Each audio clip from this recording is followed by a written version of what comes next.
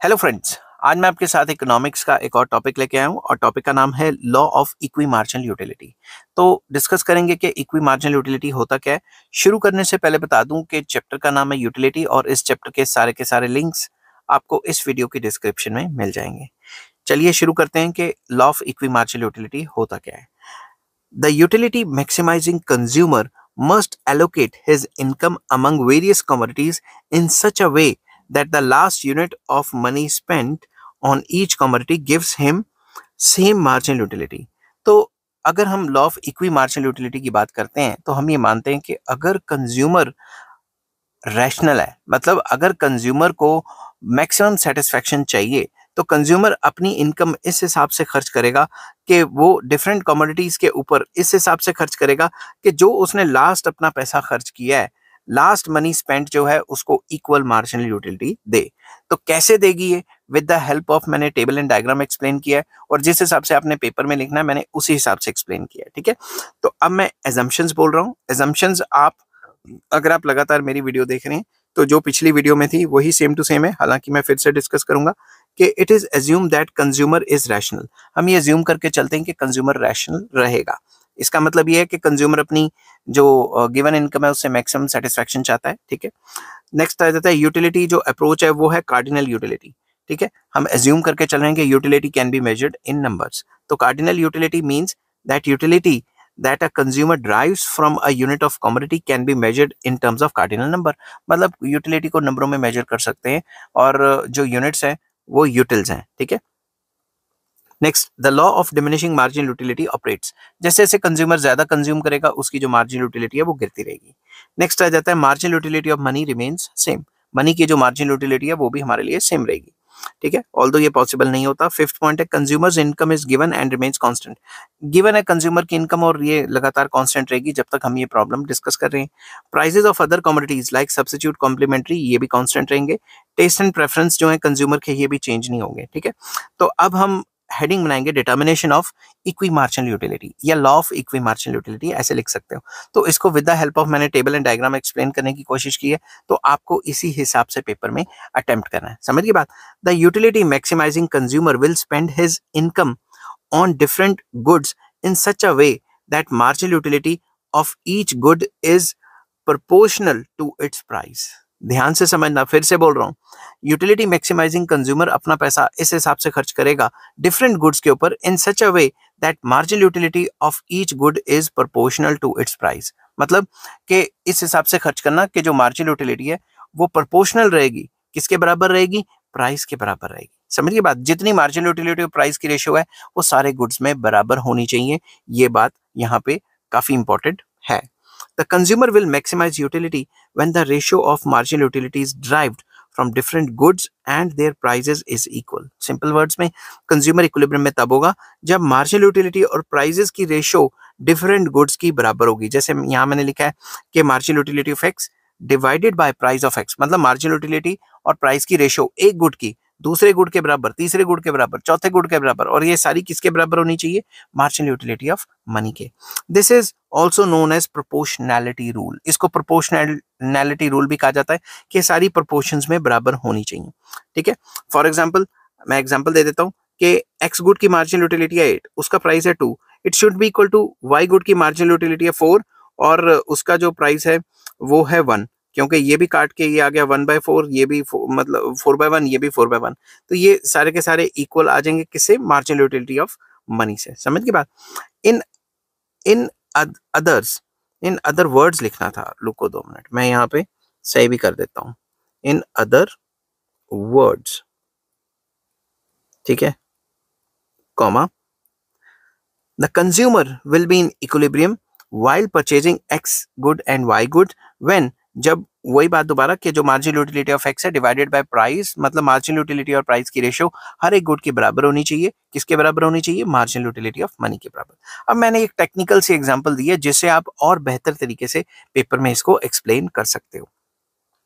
This is however subject to budget constraint that the money spend on two goods just equal income. तो basically ये जो सारी बातें हो रही हैं ये with respect to some budget हो रही हैं। तो मैंने ये जो बजट कंस्ट्रेंट है वो बनाया है।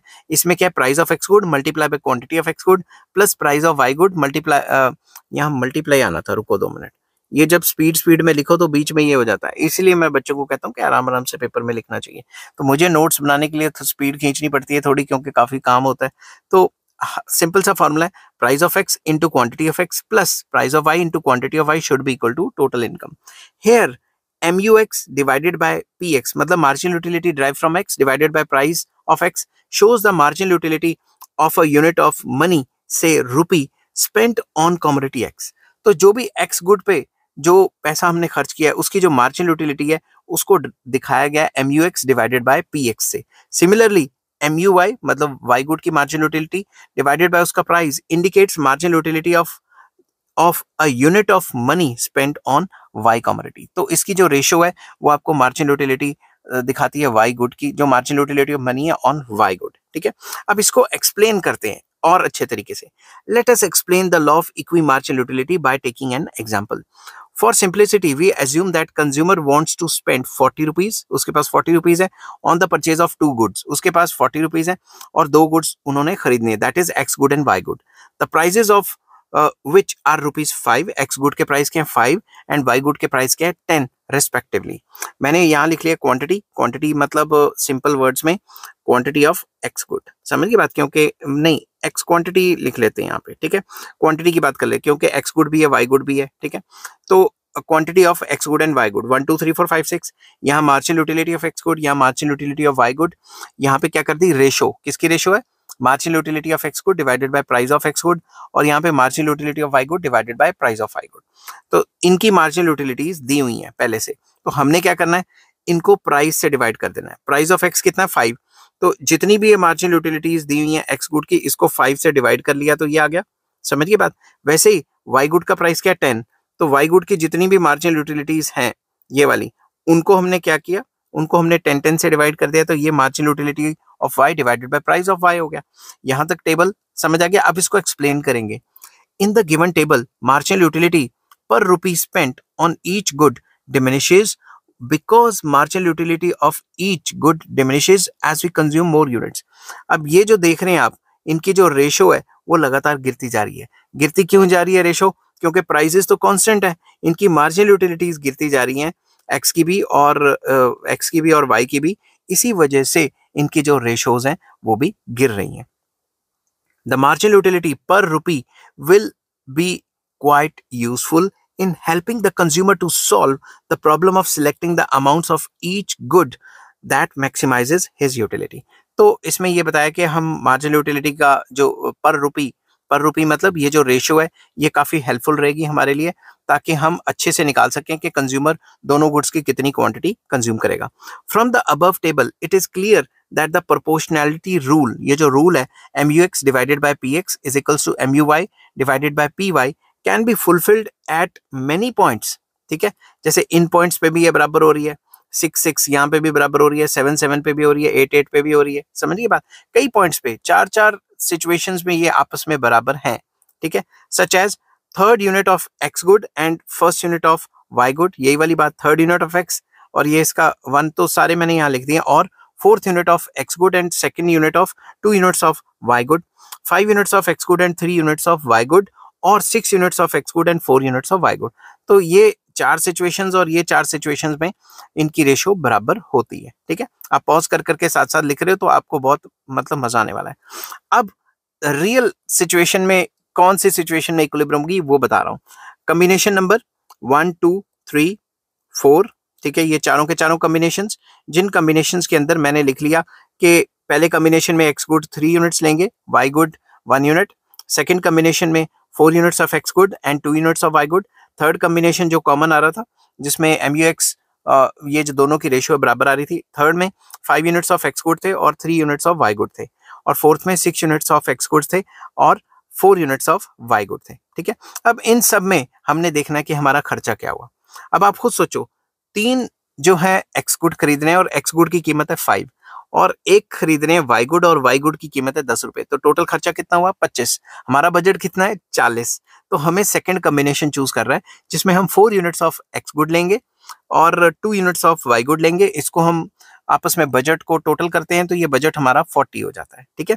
और अगर हम थर्ड कॉम्बिनेशन को देखते हैं तो 5 यूनिट्स ऑफ एक्स गुड लें और 3 यूनिट्स ऑफ वाई गुड लें तो ये बजट क्रॉस कर रहा है, ये 55 चला गया है। और अगर फोर्थ जो कॉम्बिनेशन है वो देखें तो इसमें बजट और ज्यादा क्रॉस कर गया है, ये 70 हो गया। ये मैंने कहाँ से ली? ये मैंने जो ऊपर आपको बजट कंस्ट्रेंट की ये वाली जो इक्वेशन बताई थी ना, यहां से मैंने ली, समझ गए बात। इसी इक्वेशन को यहाँ पुट किया। तो अब इस टेबल को हल्का सा एक्सप्लेन कर देते हैं। The consumer has to spend only 40 rupees on the purchase of X and Y. उसे सिर्फ एक्स एंड वाई के ऊपर 40 रुपीज ही खर्च करने हैं, उतना ही उसका बजट है। If he purchase combination 1 he will be able to spend 25 रुपए ओनली। तो अगर वो कॉम्बिनेशन 1 कंज्यूम करता है तो सिर्फ 25 रुपीज ही कंज्यूम कर पाएगा, ठीक है। If he purchase the combination 3 and 4 he will required to spend 55 rupees and 70 rupees respectively, which are out of his reach given his budget। तो अगर वो थर्ड और फोर्थ खर्च करता है तो उसका बजट है 40, ये तो उससे भी ऊपर चला गया तो उसे एडिशनल पैसा चाहिए होगा, ठीक है। मगर हम एज्यूम करके चल रहे हैं कि उसकी गिवन इनकम है। It is only when he purchase the second combination या combination 2 that he will be able to incur the expenditure ₹40। तो सिर्फ सेकंड कॉम्बिनेशन में ही वो 40 कंज्यूम कर पा रहा है, सारे के सारे पैसे कंज्यूम कर पा रहा है, ठीक है।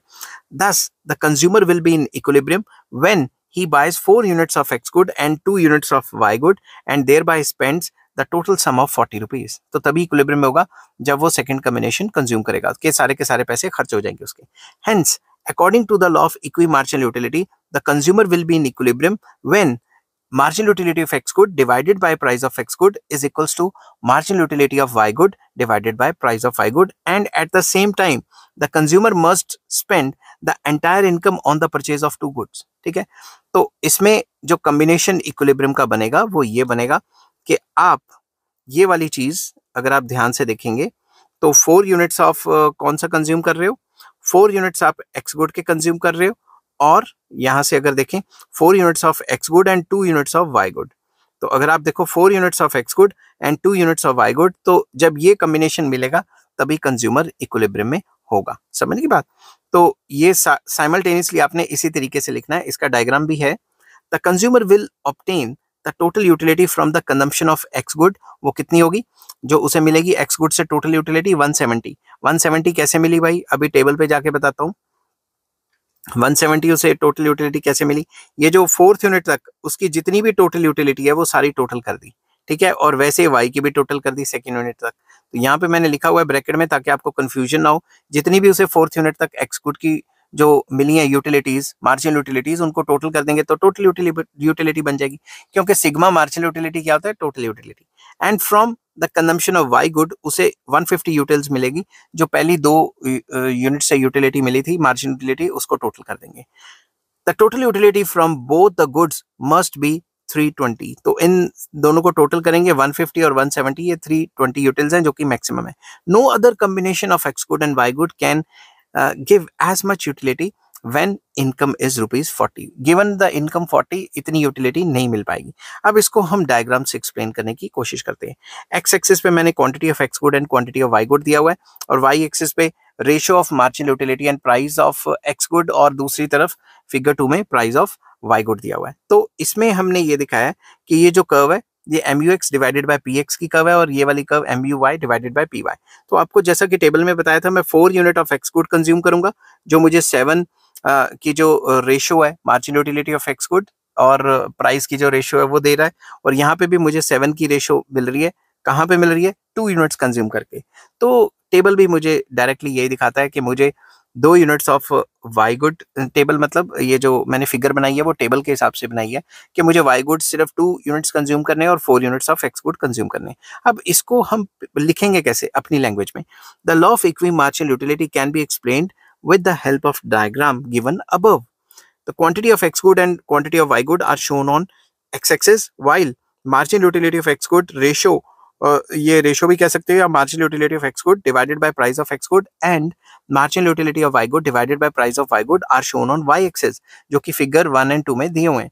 It is clearly observed in the diagram that when the consumer buys 4 units of X good and 2 units of Y good, ये जो रेशियो है MUX डिवाइडेड बाय PX और MUY डिवाइडेड बाय PY, इनकी जो रेशियो है वो बराबर होती है, और किसके बराबर होती है, 7 यूटिल्स के, ठीक है। तो ये हमें दिखाता है कि कंज्यूमर इक्विलिब्रियम में तब होगा जब कंज्यूमर एक्स गुड की 4 क्वांटिटी कंज्यूम करेगा और वाई गुड की 2।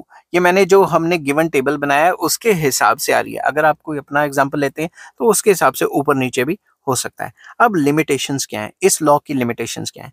The law of equi marginal utility is an important law in economics. ये इकोनॉमिक्स में काफी इंपॉर्टेंट लॉ है। It guides consumer how to spend his limited income on the purchase of different commodities so as to maximize his satisfaction।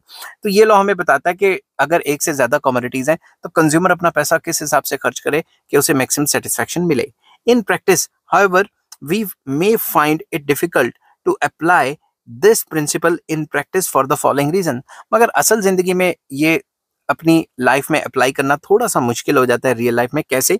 First point, it is difficult for the consumer to know the marginal utilities attained from different commodities because utility cannot be measured। अगर हम utility को major ही नहीं कर सकते real life में, हमें पता ही नहीं लगेगा कितना नंबर है, तो हम मार्जिनल यूटिलिटी कैसे निकालेंगे? तो इट इज वेरी डिफिकल्ट कि हम मार्जिनल यूटिलिटी निकालें जबकि यूटिलिटी को ही नहीं हम निकाल पा रहे, टोटल यूटिलिटी को कितने नंबरों में मिली। सेकेंड पॉइंट आ जाता है, consumers are in many cases governed by habits and customs. Consumer कभी कभी ये देखता है कि उसको किस चीज की आदत पड़ी है, उसको किस चीज का हैबिट है या कस्टम है। Therefore their decisions with regard to purchase of different commodities are dictated more by these considerations rather than economic consideration। Consumer ये नहीं सोचेगा मुझे मैक्सिमम सेटिस्फैक्शन मिली है, ये करूं वो करूं, वो अपने कस्टम्स एंड हैबिट के हिसाब से भी सामान खरीदता है। ठीक है, तो जरूरी नहीं कि वो रैशनल डिसीजन ले। Third point, many consumers are ignorant. मतलब काफी कंज्यूमर्स क्या होते हैं? इग्नोरेंट होते हैं। Therefore they may not be able to arrive at equilibrium position due to their ignorance। क्या पता उनकी ignorance की वजह से वो अपने equilibrium level पे आ ही ना पाए। Consumers sometimes are ignorant about the prices of substitute and different uses of a commodity. कभी कभी कंज्यूमर को ये नहीं पता होता कि इसके सब्सिट्यूट कितने रेट पे अवेलेबल हैं, मुझे सब्सिट्यूट कंज्यूम करना चाहिए या ये गुड कंज्यूम करना चाहिए। तो इग्नोरेंस ऑफ द कंज्यूमर्स जो है अगर वो हुई तो वो क्या पता महंगी चीज खरीद लें, और क्या पता वो अपने आप को महंगी चीज खरीद के इक्विलिब्रियम दिखा रहे हो मगर असल में वो इक्विलिब्रियम ना हो। Another limitation of the law is that in case of expensive and indivisible commodities such as cars and refrigerators, etc., it is not possible to equate marginal utility of money spent on them। अब marginal utility निकालने के लिए हमें कोई ऐसी चीज चाहिए जो हम लगातार कंज्यूम करें। मान लो मैंने एक कार ली, मैं कार लूंगा, जब दूसरी कार लूंगा तभी मार्जिनल यूटिलिटी निकलेगी, मगर दूसरी कार कब लूंगा? 15 साल बाद। ठीक है ना, तो ये थोड़ा मुश्किल हो गया मार्जिनल यूटिलिटी निकालना। In fact it is absurd to talk of marginal utility of a rupee spent on the purchase of car or a refrigerator, क्योंकि सेकंड यूनिट हम पता नहीं कितने सालों बाद खरीदेंगे। Thus the law does not apply to the goods which cannot be divided into small parts। इनको small parts में divide नहीं कर सकते और कई सालों के बाद हमने लेना है, उनके लिए तो ये मुश्किल हो जाएगा ये लॉ। ठीक है, उन पे ये अप्लाई नहीं होगा। The assumption of constant marginal utility of money is unrealistic। जैसा कि मैंने चैप्टर की शुरुआत में ही कहा था कि marginal utility of money constant नहीं रहती। अमीर जब बंदा हो जाता है उसकी मार्जिनल यूटिलिटी ऑफ मनी गिर जाती है, और जो गरीब होते हैं उनको पैसे की बुक्कत बहुत ज्यादा है तो उनकी मार्जिनल यूटिलिटी ऑफ मनी ज्यादा होती है।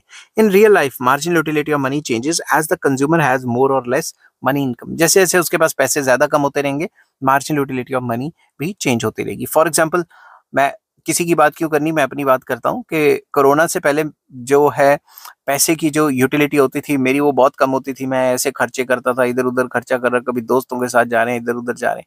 मगर जब कोरोना के टाइम पे पैसे की प्रॉब्लम्स आई तो मुझे पैसे की यूटिलिटी का पता लगा। तो जब भी बंदे के पास पैसे कम हो जाते हैं तो उसको मार्जिनल यूटिलिटी ऑफ मनी उसकी हाई हो जाती है, वो पैसे को संभाल के रखना चाहता है। समझिए बात। आई होप ये वीडियो आपको पसंद आई होगी। अगर पसंद आती है तो please like, share and subscribe. इस चैप्टर के सारे लिंक्स आपको इस वीडियो के डिस्क्रिप्शन में मिल जाएंगे। Take care, bye bye.